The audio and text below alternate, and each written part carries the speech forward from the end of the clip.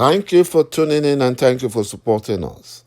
But if you're new to this channel and you haven't subscribed yet, please encourage us by doing so. According to leaked secret International Criminal Court memo, both Nigeria and Kenyan spy chiefs are under potential arrest for the kidnap of Nnamdi Kanu. Kenyan government abandons Buhari impostor and put all the blame on Buhari impostor for kidnapping Nnamdi Kanu in Kenya. The Fulani Nigerian government, Minister of Injustice, end will be very disastrous. And his hatred for Igbos will soon send him to the gallows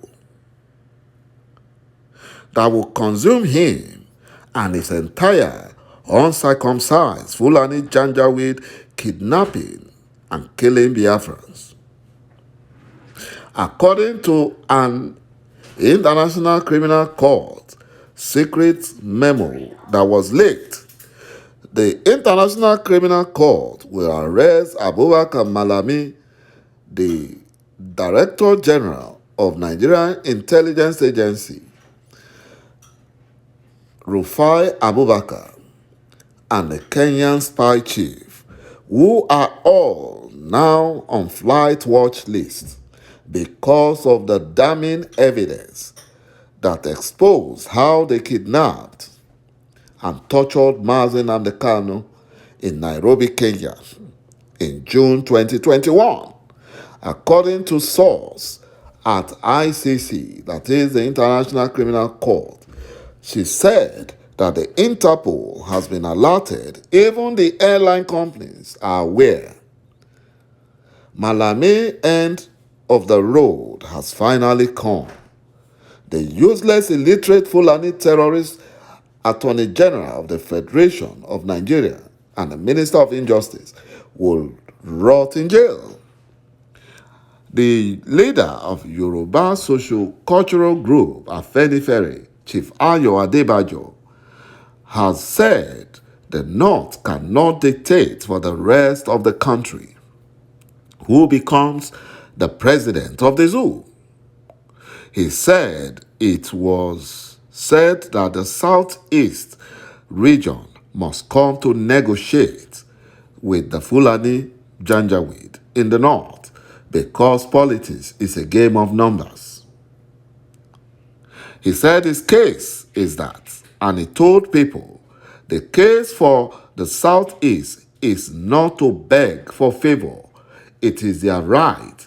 Yet each time he keeps hearing that they should go around because the Fulani has the population. That what fraudulent population?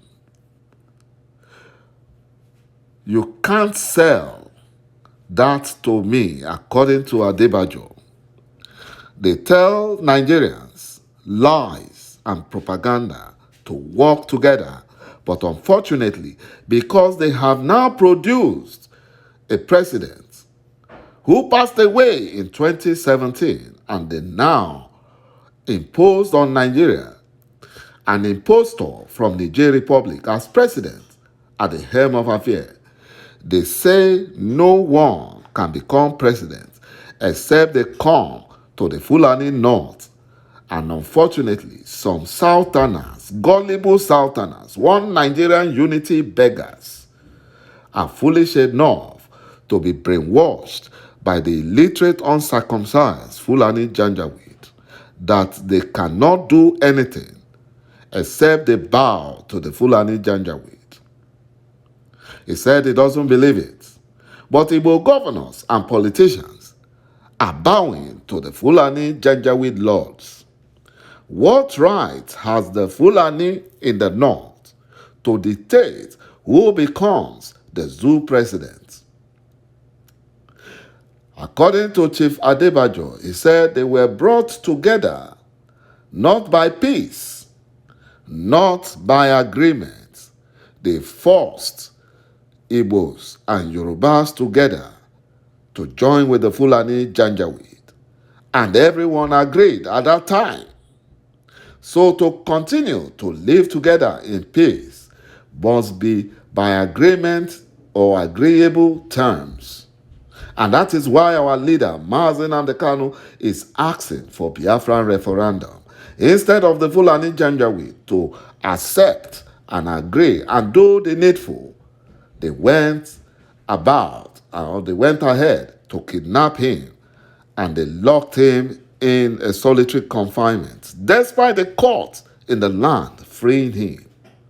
The Southeast has the right, not because they are Igbos, but because they live in the zoo called Nigeria. The principle of Afenifere, according to Chief Adebajo, is on ideological basis and principle of rightness, inclusiveness, and not any sentiment. The President General of Ohanaeze Ndigbo, Professor George Obiozor, a unity beggar, in his opening remarks, explained that no generation of Nigerian leaders since independence has been able to create an atmosphere of credibility to ensure Nigerians' claim to a political future as one nation. And that was why Mazen Nnamdi kept fighting for the restoration of Biafra.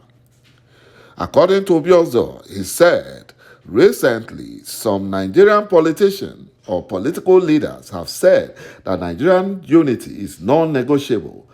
This is an irony because the leader seems to have forgotten Nigerians' history or have failed to learn the lessons of history in general. Nigerian unity is definitely negotiable and must be renegotiated for it to stand or survive the test of time.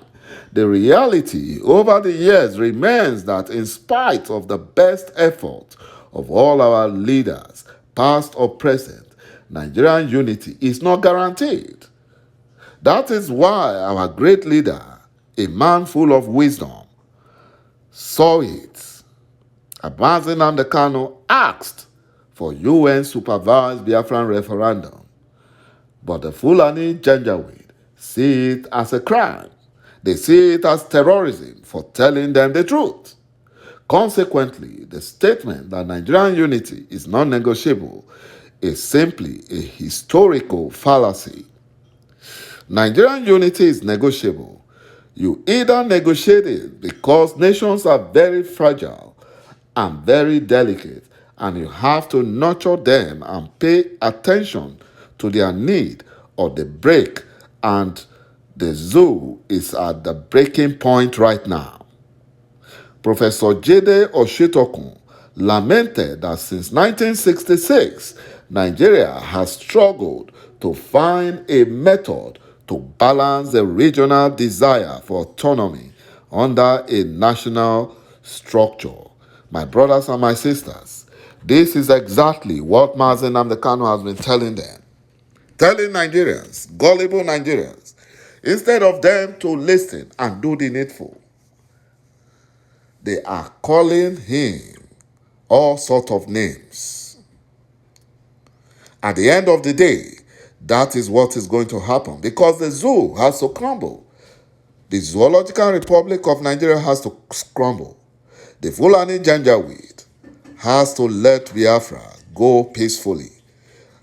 My brothers and my sisters, the end of the zoo has come because Biafra shall emerge, and no one can stop it. The Fulani Janjaweed will do themselves good by allowing Biafrans to go peacefully. Thank you, my brothers and my sisters, for watching this video, and bye-bye for now, and God bless Biafra. Ise.